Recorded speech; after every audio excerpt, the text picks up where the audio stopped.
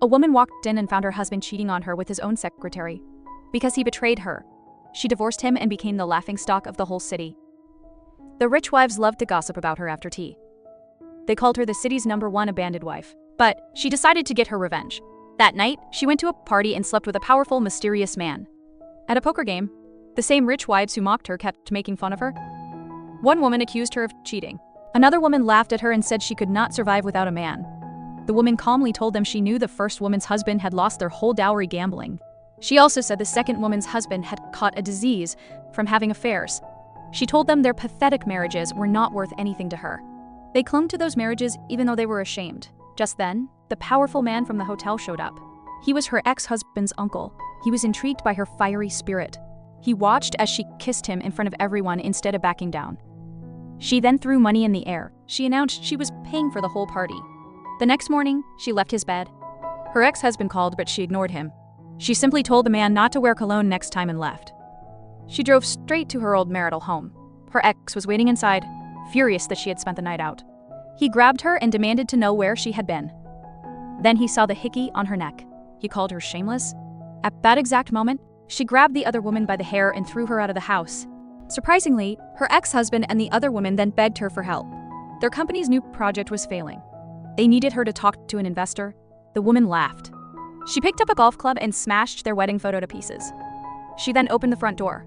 A demolition crew walked in. She looked at her shocked ex-husband. She told him she was not there to help him. She was there to sell the house. Her ex-husband screamed that she could not sell his house, but she just laughed. She told him the house made her sick. She was leaving it for them to continue their affair in. She ordered the demolition crew to smash everything. Her ex tried to stop them. The handsome foreman stepped in to block him. The woman was shocked to see it was the man from the hotel. The ex-husband was furious that she would cheat with a common worker. To humiliate him, she played along. She wrapped her arms around the foreman and said she was divorcing him for this man. When her ex demanded to know why, she leaned in and told him it was because the foreman was good at his job. She added that the foreman was competent, unlike him, who had made her keep vigil for 3 years. The ex was speechless with rage. As she and the foreman were leaving, an assistant ran up. The assistant called the foreman ninth master. It turned out the demolition agency was cheating the workers. The agency was paying them only a small part of what she had paid. Furious for the workers, she confronted the agency's boss. She forced him to hand over the full amount in cash. Later, she learned the foreman's tragic story. His mother died early. His father was a gambling addict. He was supporting a spoiled niece. This forced him to take any job he could get. Moved by his story, she gave him her personal card. She offered him a job at her company. That night, she texted the powerful man from the hotel. She asked how many times he wanted it next time. However, the foreman received the message instead. The next day, she was in her office. Her assistant announced the man she asked him to pick up had arrived. In walked a handsome, powerful-looking man. It was the foreman, now cleaned up and looking like a CEO. Her assistant then revealed the full truth. His father had cancer. He was a former top executive at an investment firm.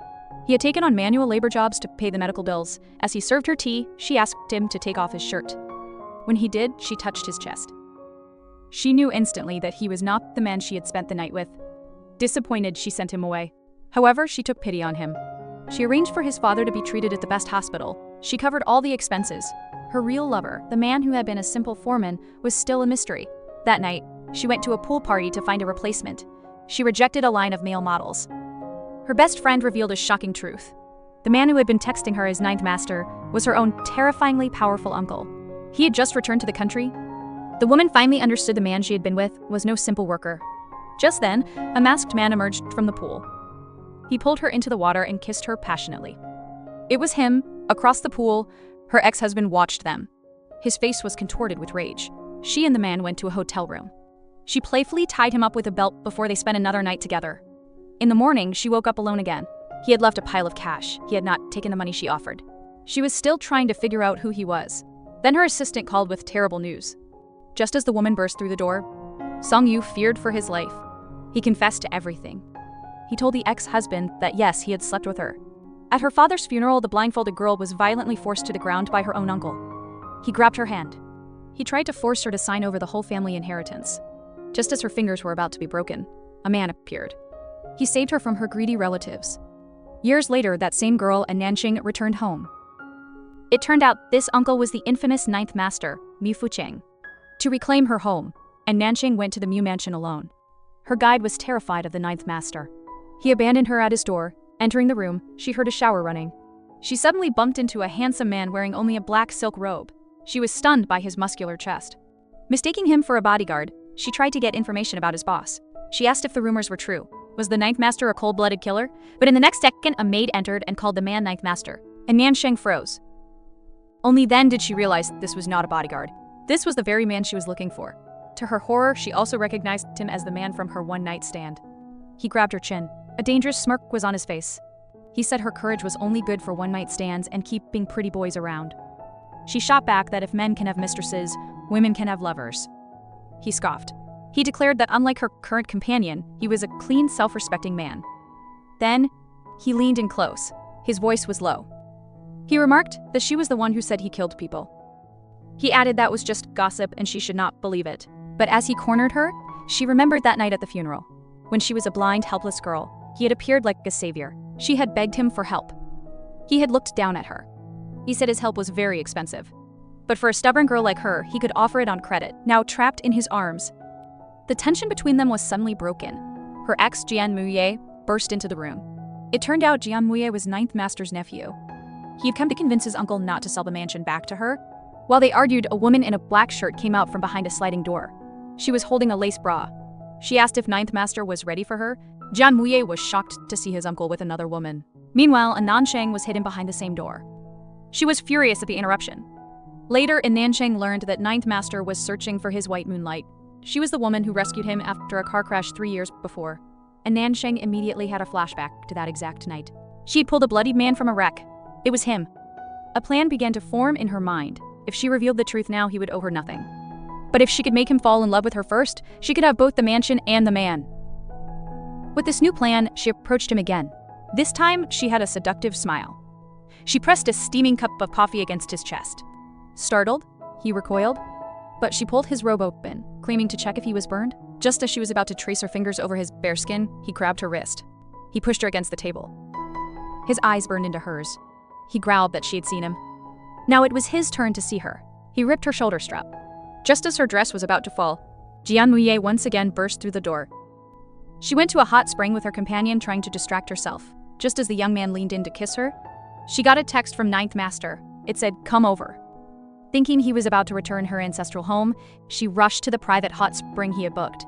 But when she arrived, she found him alone, waiting for her. She peeked through the curtain and teased him. But he pulled her into the water with him. She asked him about Zhou Feifei, pretending not to care. Ninth Master's eyes darkened. He asked if she was still daring to mention her. It turned out he had discovered An Nansheng's scheme.